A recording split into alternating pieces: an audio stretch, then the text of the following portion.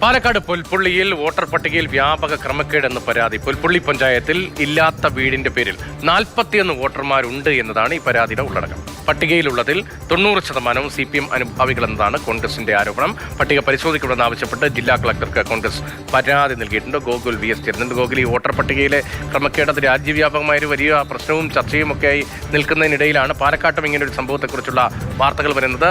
പരാതിയിൽ ഏതെങ്കിലും തരത്തിലുള്ള ഗൗരവതരമായ ഇടപെടൽ ജില്ലാ കളക്ടറുടെ ഭാഗത്തുനിന്നുണ്ടാകുന്നുണ്ടോ? പാലക്കാട് പുൽപ്പള്ളി പഞ്ചായത്തിലെ 6ാം വാർഡിലെ വോട്ടർ പട്ടിക കണ്ടപ്പോൾ അതിൽ ഒരു വീട്ടിൽ 41 പേരെ ചേർത്തായി കണ്ടു.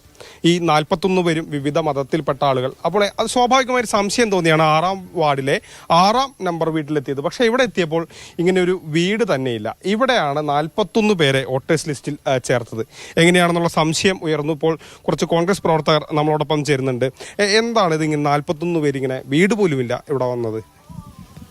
ഇത് തീർത്തും ഈ ഉത്തരവാദിത്വം ഏറ്റെടുത്ത് ചെയ്യേണ്ട ഒരു വ്യക്തി, ഇലക്ഷൻ കമ്മീഷൻ നിയമിച്ച ഒരു സെക്രട്ടറി ഇതെല്ലാം മറന്നുകൊണ്ട്, അതിൻ്റെ മാനദണ്ഡങ്ങൾ മറന്നുകൊണ്ട് ചെയ്തതാണെന്നുള്ളത് പറയുകയായി. ഇത് 1-2 ഇപ്പോൾ CPM LC സെക്രട്ടറി പറയുന്നത് ഇത് ടെക്നിക്കൽ എറർ സംഭവിച്ചു എന്നാണ്. പക്ഷെ ഒരു ടെക്നിക്കൽ എറർ സംഭവിക്കുന്നത് സ്വാഭാവികമായിട്ടും നമ്മൾക്ക് എല്ലാവർക്കും മനസ്സിലാക്കാൻ കഴിയും. അത് 1-2 ഒരു മിസ്റ്റേക്ക് എറർ സംഭവിച്ചാൽ കൂടെ ഉടനടി അതിനു വേണ്ട നടപടിക്രമങ്ങൾ സ്വീകരിക്കണമെന്നാണ് ഉള്ളത്. അതെ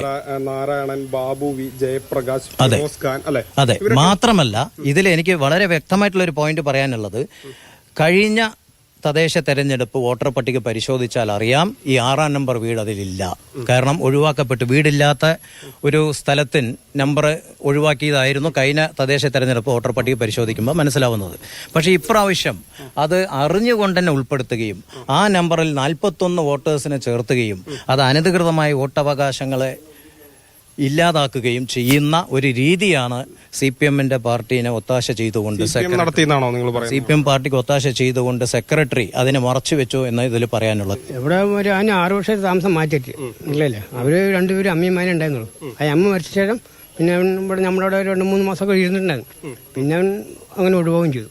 CPM ചേർത്ത വോട്ടാണെന്നാണ് കോൺഗ്രസ് ആരോപിക്കുന്നത്. അതേസമയം തന്നെ മറുപടി നൽകാൻ CPM LC സെക്രട്ടറിയും ഇവിടെയുണ്ട്. എന്താണ് നിങ്ങൾ ചേർത്ത വോട്ടാണ്? 41 വോട്ട് നിങ്ങളാണോ ചേർത്തത്? ഞാൻ അതിന് സ്വാഗതം ചെയ്യുന്നു. കാരണം ഈ 41 ആളുകളുടെയും പേര് കൂടി ഒന്ന് വോട്ടർ പട്ടിക നോക്കിയിട്ട് വായിച്ചാൽ ഇത് മുഴുവൻ CPM-ന്റെ വോട്ടാണെന്ന് കോൺഗ്രസിന്റെ നേതാവ് പറഞ്ഞു കഴിഞ്ഞാൽ ഞങ്ങൾക്ക് വലിയ എളുപ്പമുള്ള പണിയായി മാറി. അപ്പോൾ ഞാൻ പഞ്ചായത്തിൽ വിളിച്ചപ്പോൾ പറഞ്ഞത് അതൊരു ടെക്നിക്കൽ പ്രോബ്ലം എന്ന നിലയിൽ 6/6 പുതിയതും വാർഡ് 6ആണ് ചേർത്താൻ കൊടുക്കുന്നത്, പഴയതും 6ആണ്. അപ്പോൾ അത് അടിച്ചു വന്നപ്പോൾ 6/6 എന്നുള്ളതിൽ വീട്ടു നമ്പർ 6/6 എന്ന് വന്നു എന്നുള്ളതാണ്.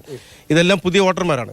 ഈ ടെക്നിക്കൽ പ്രോബ്ലം എന്ന ഇതെല്ലാം കള്ളവോട്ടാണ് എന്നാണ് കോൺഗ്രസിന്റെ നേതൃത്വം പറയുന്നതെങ്കിൽ ആ 41 പേരുടെയും പേര് ഒന്ന് പറഞ്ഞാൽ ഞങ്ങൾ അവരെ സമീപിക്കാം. കള്ളവോട്ടുകാരാണല്ലോ, ഞങ്ങൾ അവരെ സമീപിക്കാം. ആ കള്ളവോട്ടുകാരെയൊക്കെ കണ്ടെത്താൻ നമുക്ക് എല്ലാവരും കൂടി ചേർന്ന് പരിശ്രമിക്കാം. ഏതായാലും ഒറ്റ നോട്ടത്തിൽ നമുക്ക് ഇവിടെ ഇങ്ങനെ ഒരു വീടില്ല, 41 വോട്ടുകൾ ഇവിടെ ചേർത്തു എന്ന് പറയുന്നതിൽ സ്വാഭാവികമായ അസ്വാഭാവികതയുണ്ട്. നമ്മൾ സെക്രട്ടറിയോട് ചോദിച്ചപ്പോൾ അവരെ പറയുന്നത് ഇതൊരു പ്രശ്നം എന്താണെന്ന് പരിശോധിച്ചതിന് ശേഷം നടപടിയെടുക്കാമെന്നാണ്. ഏതായാലും കളക്ടർക്കടക്കം ഈ വിഷയത്തിൽ പരാതി നൽകിയിട്ടുണ്ട്.